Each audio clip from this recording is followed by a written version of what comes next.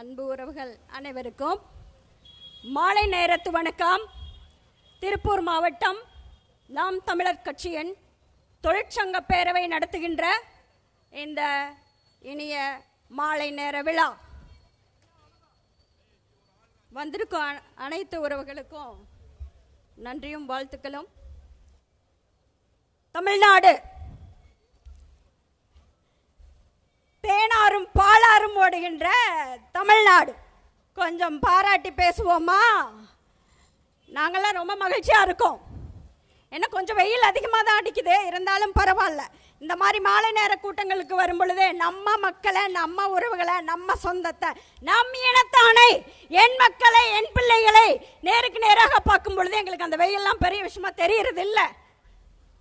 இப்போ தொழிலாளர்கள் அப்படின்னா அவங்களுக்கு பேர் தான் என்ன, எதுக்காக அந்த பெயர் வச்சு கூப்பிடுறாங்க? தொழிலாளர்கள் அப்படின்னா சிறந்த குடும்பத்தில் வாழ்றவங்களா, சிறந்த வாழ்க்கை வாழ்றவங்களா, சிறந்த படிப்பாளிகளா, சிறந்த தொழில் நிறுவனம் நடத்துபவர்களா, பெற்ற தாய்க்கு நல்ல மகன்களா, நல்ல மகள்களா, கூட பிறந்தவர்களுக்கு அண்ணன் தம்பிகளா? யார் இந்த தொழிலாளர்கள்? அவர்களின் நிலை என்ன? அந்த தொழிலாளர்கள் அப்படின்ற அந்த ஒரு வார்த்தைக்கு என்ன அர்த்தம்? இதில் எந்த இடத்துல அது பொருந்தது அப்படின்னா என்ன? தொழிலாளர்கள் கடைக்கு போய் ஒரு பொருள் வாங்குறோம்னா மூன்றாவது தர பொருளை வாங்குபவர்கள். ஒரு துணி உடை வாங்குற இடத்துக்கு போனோம்னா மூன்றாவது இடத்தில் வைக்கப்பட்டுள்ள துணியை வாங்கி உடுத்துபவர்கள் அவர்கள் தான் தொழிலாளர்கள். ஒரு நல்ல திருவிழாவுக்கு அவங்களால செல்ல முடியாது, அவர்களுக்கு தேவையான ஊதியம் கிடையாது. பேசி பேசி பேசி தேஞ்சு போயிடுதுடா, அவங்க வாழ்க்கை தேஞ்சு போயிடுச்சு. அரசியல் சுதந்திரம் பெற்று 75 ஆண்டுகள் முடிவுபட்டு ஓடிக்கொண்டே இருக்கு. நாமளே 3 தலைமுறையை தாண்டி போயிட்டு தான் இருக்கோம். வருடம் வருடம் தொழிலாளர் தினம் வருகின்றது. வருட வருடம் நம்ம இதை பேசதான் செய்யறோம். எதுவாவது ஒரு மாற்றம் நடைபெற்று கொண்டு இருக்கா? இல்ல, நடக்காது. 2021 தேர்தலில் உறுதியளிக்கப்பட்ட இந்த ஆட்சியாளர்களின் வாக்குறுதிகள் என்ன என்ன என்ன? இதில் ஏதாவது மக்களுக்கு கிடைத்திருக்கின்றதா? செஞ்சுட்டாங்களா? கிடைச்சிருச்சா? இதற்கு பதில் என்ன? திரும்ப நீங்கள் எங்களுக்கு வாக்களித்தீர்கள் என்றால் 2026 சட்டமன்ற தேர்தலில் திரும்ப எங்களுக்கு வாக்களித்தீர்கள் என்றால் நாங்கள் 2021 தேர்தலில் என்ன வாக்குறுதியை கொடுத்தோமோ அதை நாங்கள் உங்களுக்கு திரும்ப இந்த ஆட்சிக்கு வந்து நாங்கள் செய்வோம் என்றுதான் இந்த அரசாங்கம் சொல்லும். நான் சொன்னேன் இல்லையா, தேனாரும் பாலாரும் ஓடக்கூடிய இந்த அரசாங்கம் என்று.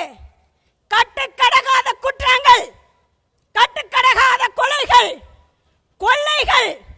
வீட்டில் ஒரு பெண்மணி தனியா இருக்க முடியல, ஒரு கணவன் வேலைக்கு சென்று விட்டான் என்றால் திரும்ப அவன் மாலை 6 மணிக்கோ 8 மணிக்கோ வீடு வந்து சேரும் பொழுது அந்த பெண்மகள் உயிரை கையில் பிடித்துக் கொண்டு 5 வயது பெண்மணியாக குழந்தையாக இருந்தாலும் சரி, 80 வயது முதியவளாக இருந்தாலும் சரி, எந்த பாதுகாப்பும் இன்றி ஒரு நிமிடமும் யார் என்னை கற்பழிப்பான், யார் என்னை கொலை செய்வான், எதை தூக்கி கொண்டு போவான், நான் உயிருடன் இருப்பேனா இல்லையா என்று வேதனையுடன் நாட்களை கடக்கக்கூடிய நிலைதான் இந்த ஆட்சியில் நடக்கின்றது. இந்த அதிகாரம் நமக்கு கொடுத்திருக்கின்ற சிறந்த பரிசு.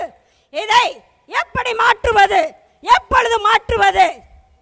தன் இனத்திற்காக, தன் மக்களுக்காக, நம் உரிமைகளை பெற வேண்டும் என்பதற்காக, நமக்கு பாதுகாப்பு அளிப்பதற்காக, தமிழ் தேசியத்தின் மகனாக இளையான்குடி அரணையூரில் பிறந்த ஒற்றை மகன் நம் செந்தமிழன் சீமான் தமிழ் மகன் ஆட்சி அதிகாரத்துக்கு வரும் பொழுதுதான் இந்த நிலை மாற்ற முடியும். உங்களுக்கெல்லாம் பழகிடுச்சுன்னு நினைக்கிறேன். செத்தாலும் 18%, பிறந்தாலும் 18%, பிறப்பு முதல் இறப்பு வரை அனைத்துக்கும் 18% ஆளாகி வரி கட்டி இன்னும் 5 வருஷத்துக்கு மேல உங்களால எதையுமே சமாளிக்க முடியாது. நீங்கெல்லாம் அதற்கு தகுதியும் இல்லாம திறமையற்று போராடி போராடி போராடி உங்கள் வாழ்க்கை மிகப்பெரிய தோல்வியை தான் அடையும். விழிச்சுக்கோங்க. 2026 நம்மளுடைய ஆட்சி அதிகாரம்